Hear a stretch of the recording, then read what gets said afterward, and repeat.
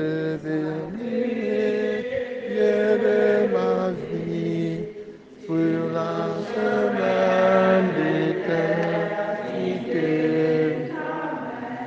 Ta main, le Dieu, ta droite saisie, tu as posé sur moi ta main. Pitié, mon Dieu, des hommes s'acharnent contre moi tout le jour, ils me combattent, ils me harcèlent. Frères et sœurs, commençons cette célébration au nom du Père et du Fils et du Saint-Esprit. Le Seigneur soit avec vous. La messe que nous célébrons a été demandée par Maman Kenye Jeanne Gassam pour le repos de l'âme de Papa Paul Kenye. Que le Seigneur lui pardonne ses péchés et l'accueille dans sa maison et que brille à ses yeux la lumière sans déclin.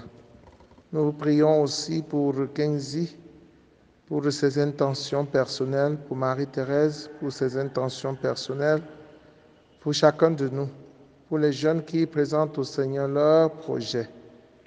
Nous prions pour les malades.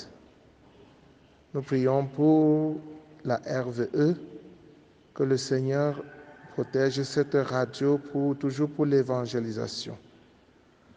Entrons dans cette célébration en reconnaissant que nous avons péché et en demandant pardon.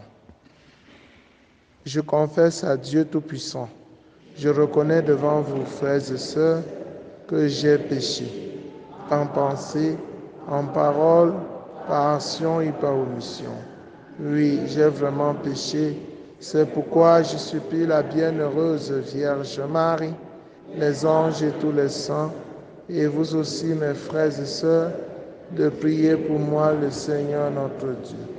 Que Dieu Tout-Puissant nous fasse miséricorde, qu'il pardonne nos péchés et nous conduise à la vie éternelle. Amen. Seigneur, prends pitié. Ô Christ, prends pitié. Seigneur, prends pitié. Prions le Seigneur. Seigneur Dieu, tu nous combles de toute bénédiction par la richesse inexprimable de ta grâce.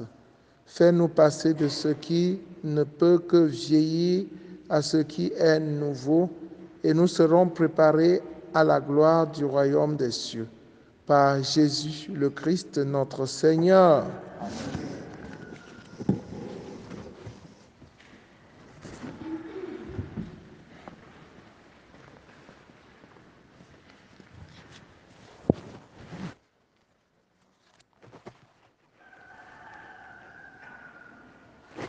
Première lecture du livre de Daniel, chapitre 13, versets 41 à 62. Suzanne fut condamnée à mort. Alors elle cria d'une voix forte: Dieu éternel, toi qui pénètres les secrets, toi qui connais toutes choses avant qu'elles n'arrivent, tu sais qu'ils ont porté contre moi un faux témoignage. Voici que je vais mourir sans avoir rien fait de tout ce que la méchanceté a imaginé contre moi. Le Seigneur entendit sa voix. Comme on la conduisait à la mort, Dieu éveilla l'esprit de sainteté chez un tout jeune garçon nommé Daniel, qui se mit à crier d'une voix forte: Je suis innocent de la mort de cette femme. Tout le peuple se tourna vers lui et on lui demanda: Que signifie cette parole que tu as prononcée? Alors, debout au milieu du peuple, il dit: Fils d'Israël, vous êtes donc fous. Sans interrogatoire, sans recherche de la vérité, vous avez condamné une fille d'Israël. Revenez au tribunal, car ces gens-là ont porté contre elle un faux témoignage. Tout le peuple revint donc en hâte, et le collège des anciens dit à Daniel: Viens siéger au milieu de nous et donne-nous des explications, car Dieu a déjà fait de toi un ancien. Et Daniel leur dit, séparez les biens de l'un des autres, je vais les interroger. Quand on les sépare, Daniel appela le premier et lui dit, toi qui as vieilli dans le mal, tu portes maintenant le poids des péchés que tu as commis autrefois en jugeant injustement. Tu condamnais les innocents et tu acquittais les coupables. Alors que le Seigneur a dit, tu ne feras pas mourir l'innocent et le juste. Eh bien, si réellement tu as vu cette femme, dis-nous sous quel arbre tu l'as vue se donner l'un à l'autre. Il répondit, sous un sycomore. Daniel dit, voilà justement un mensonge qui te condamne. L'ange de Dieu a reçu un ordre de Dieu et il va te mettre à mort. Daniel le renvoya, fit amener l'autre et lui dit, tu es la race de Canaan et non de Juda. La beauté t'a dévoyé et le désir a perverti ton cœur. C'est ainsi que vous traitez les filles d'Israël et par crainte, elles se donnaient à vous. Mais une fille de Juda n'a pas pu consentir à votre crime.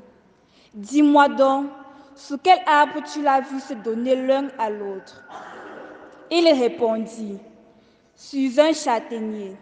Daniel lui dit, toi aussi, voilà justement un mensonge qui te condamne. L'ange de Dieu attend l'épée à la main pour te châtier et vous faire exterminer. Alors, toute l'assemblée poussa une grande clameur et bénit Dieu qui sauve qui espère en lui. Puis elle se retourna contre deux anciens que Daniel avait convaincus de faux témoignages par leur propre bouche. Conformément à la loi de Moïse, on les fit subir la peine que leur méchanceté avait imaginée contre leurs prochains.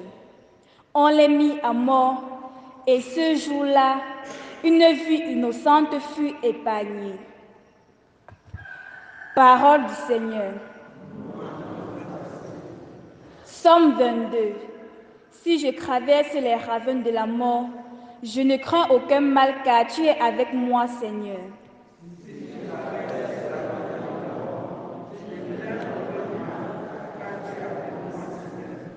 Le Seigneur est mon berger, je ne manque de rien. Sur des prés d'herbes fraîches, il me fait reposer.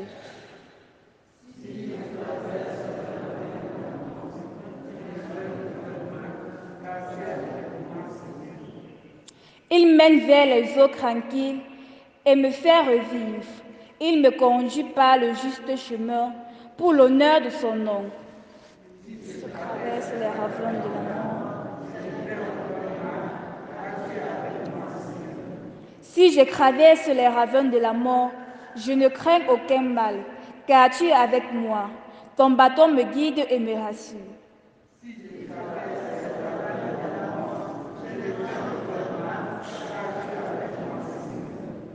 Tu prépares la table pour moi devant mes ennemis.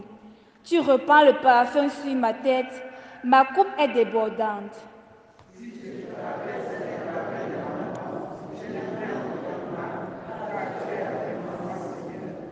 Grâce et bonheur m'accompagnent tous les jours de ma vie. J'habiterai la maison du Seigneur pour la durée de mes jours.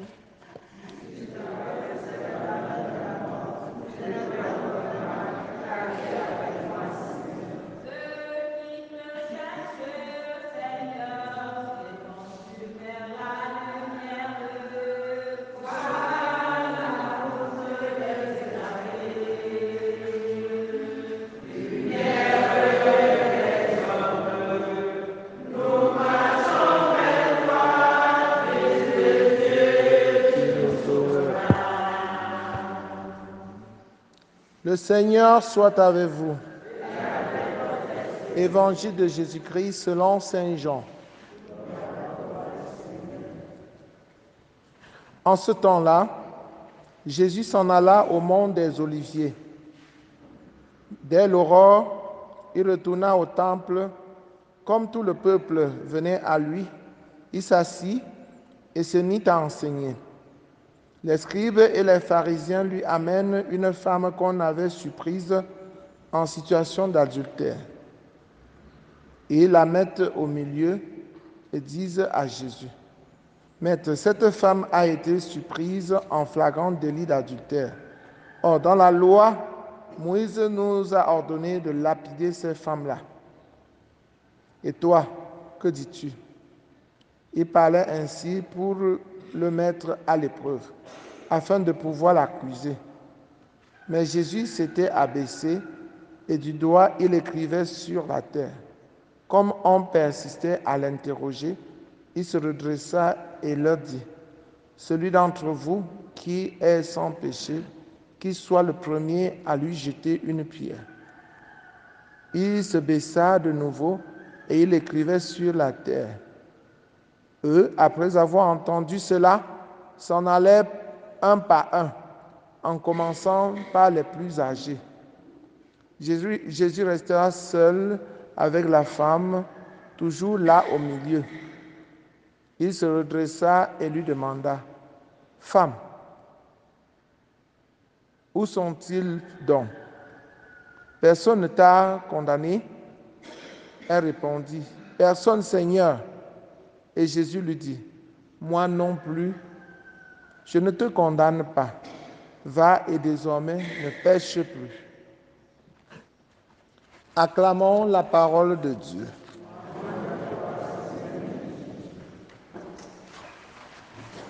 Va, désormais ne pêche plus. Jésus est le visage de la miséricorde divine. Il n'est pas venu pour condamner les pécheurs, mais il est venu pour les sauver. Mais ce qui est curieux, c'est que le monde qui est plein de pécheurs lui amène un pécheur à condamner. Et Jésus les renvoie à leur propre conscience. À dire vrai, chers frères et sœurs en Christ, nous vivons dans un monde de contradictions. N'est-ce pas? Nous qui sommes des pauvres pécheurs, plus pécheurs même si on voulait voir clairement. C'est nous qui sommes les premiers à vouloir qu'on condamne les autres pécheurs. Il y en a là qui montent même des coups, juste parce qu'ils n'ont pas pu réaliser leur objectif, atteindre leur fin, comme dans la première lecture. Suzanne a été victime des coups montés par ces deux jeunes hommes qui sont partis l'accuser, qu'on l'a vu se jeter dans les bras d'un homme, se donner l'un à l'autre. C'était du mensonge. Mais le mensonge a des jambes très courtes. Et le mensonge gagne très vite le terrain. Quand on dit quelque chose sur toi qui est mensonge, ça va très vite, hein? Ça court très vite le village, hein? Et les gens acceptent vite, hein? Comme s'ils attendaient, hein? Personne n'a même pris le temps de vérifier, hein? N'est-ce pas?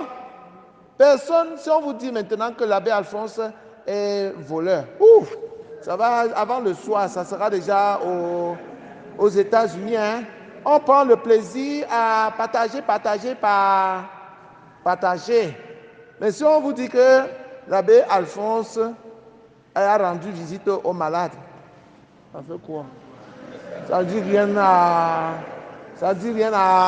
personne, hein?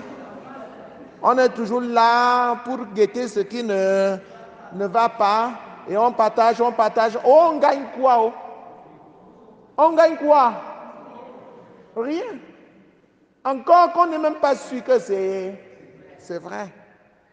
Regardez, Daniel a été envoyé par Dieu pour nous montrer qu'il ne faut pas, croire à ce qu'on raconte sur les gens sans vérifier. Deuxième chose, que le mensonge s'évapore. Ça va vite. C'est comme le feu de paille. Ça jaillit comme ça, et après ça s'éteint. C'est la vérité qui dure. La vérité qui dure. La vérité ne finit pas. Et c'est la vérité, c'est Dieu. Jésus est la vérité. La vérité est éternelle. N'est-ce pas? Et cette vérité, c'est la miséricorde de Dieu. Hein? C'est la miséricorde de Dieu. Dieu est miséricordieux, c'est vrai.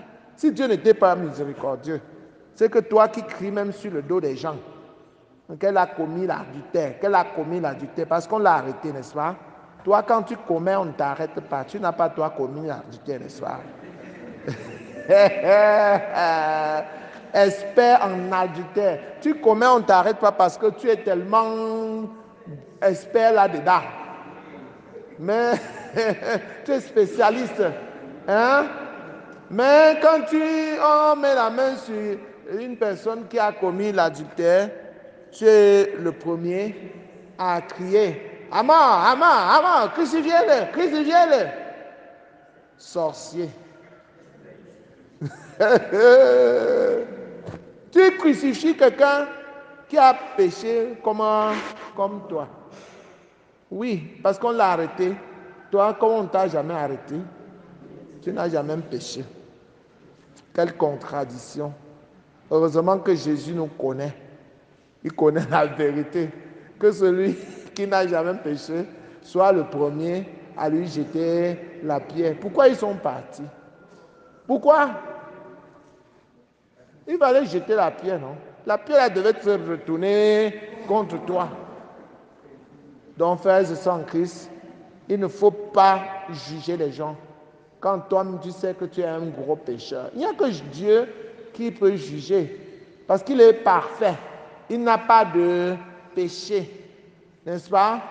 Et toi, tu juges, tu te tiens où pour juger? Tu critiques ce que toi-même tu fais. Ça devient à la limite ridicule. Donc, chers frères et sœurs en Christ, demandons donc la grâce de l'humilité pour nous voir nous-mêmes et nous corriger, nous-mêmes, nous convertir nous-mêmes, au lieu de passer le temps à monter les autres du bout de doigt. Loué soit Jésus-Christ.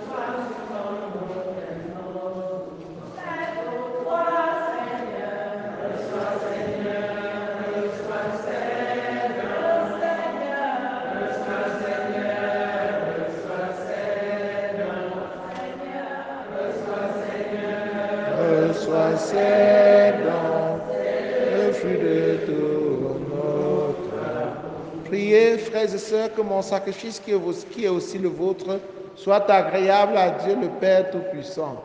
Que le Seigneur reçoive de vos mains ce sacrifice à la louange et à la gloire de son nom.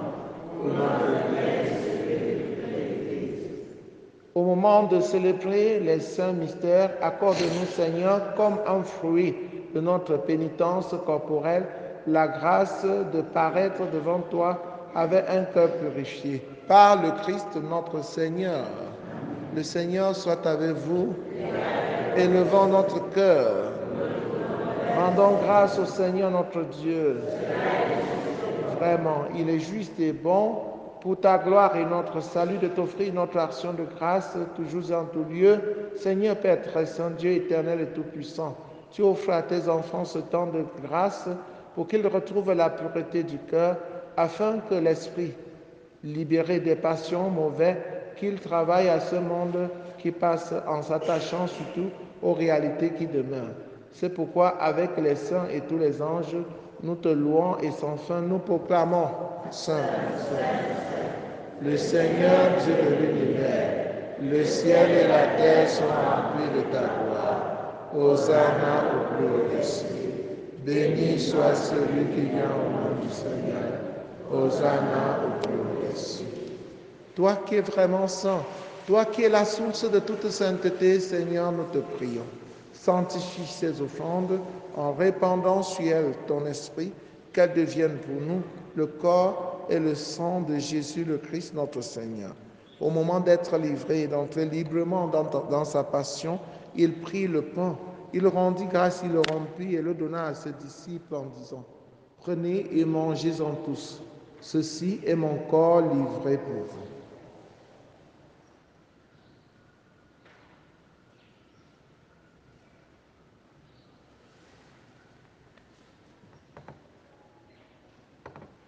De même, après le repas, il prit la coupe. De nouveau, il rendit grâce et la donna à ses disciples en disant, « Prenez et buvez-en tous, car ceci est la coupe de mon sang, le sang de l'alliance nouvelle et éternelle, qui sera versé pour vous et pour la multitude en rémission des péchés. Vous ferez cela en mémoire de moi. »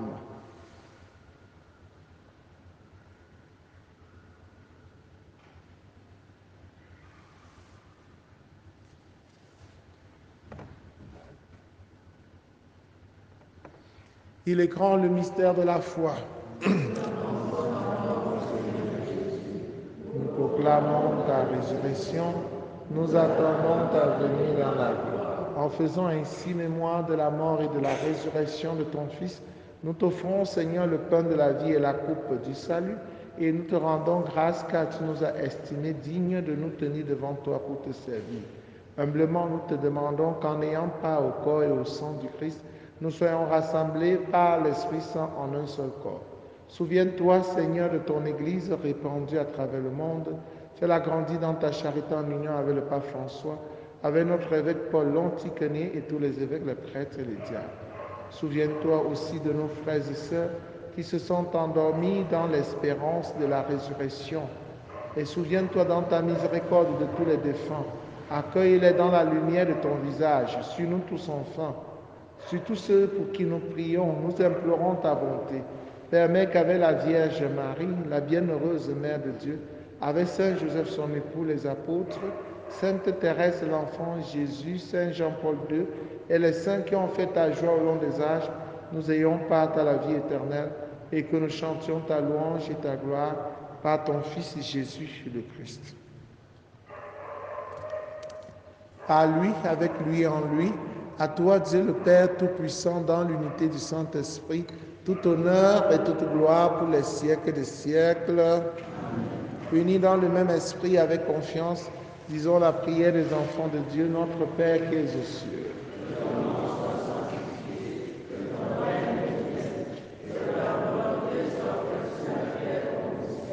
Donne-nous aujourd'hui notre pain de ce jour. Pardonne-nous nos offenses, comme nous pardonnons aussi à ceux qui nous ont offensés. Et ne nous laisse pas entrer en tentation, mais délivre-nous du mal. Délivre-nous de tout mal, Seigneur, et donne la paix à notre temps. Soutenus par ta miséricorde, nous serons libérés de tout péché, à l'abri de toute épreuve, nous qui attendons que se réalise cette bienheureuse espérance, l'avènement de Jésus-Christ, notre Sauveur.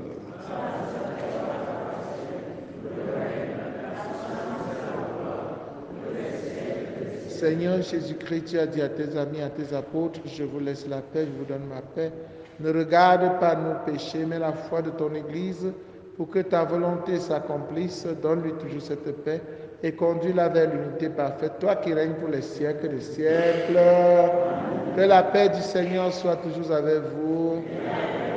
Frères et sœurs, dans la charité du Christ, en souriant, regardez-vous face à face et donnez-vous la paix. La paix du Christ.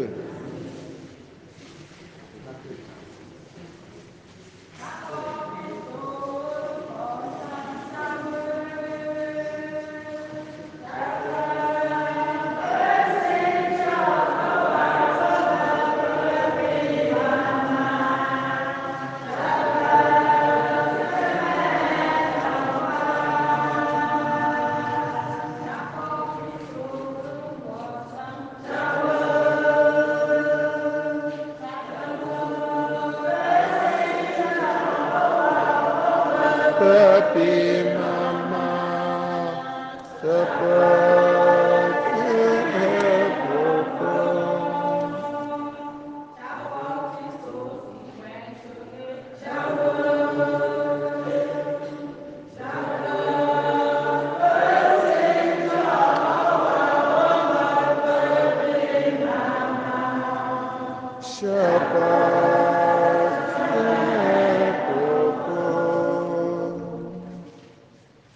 Voici Jésus, voici l'agneau de Dieu qui enlève le péché du monde.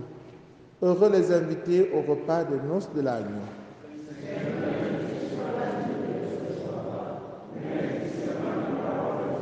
Le corps et le sang du Christ nous gardent pour la vie éternelle.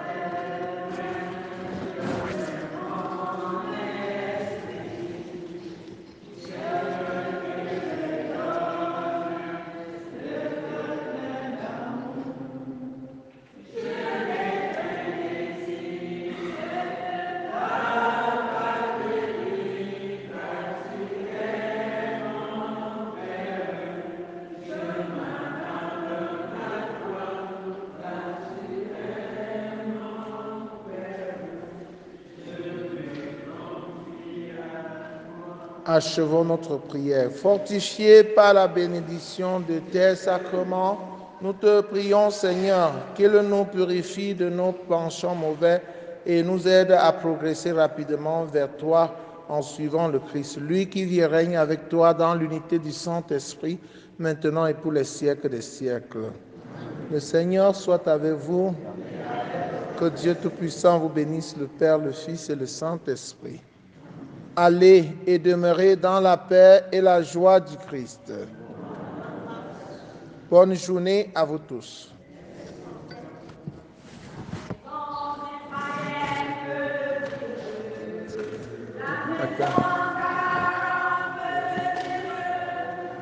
Je voudrais vous rappeler qu'il y aura confession mercredi à 16h. Confession mercredi ici, confession de Pâques, mercredi à 16h. Faites large diffusion.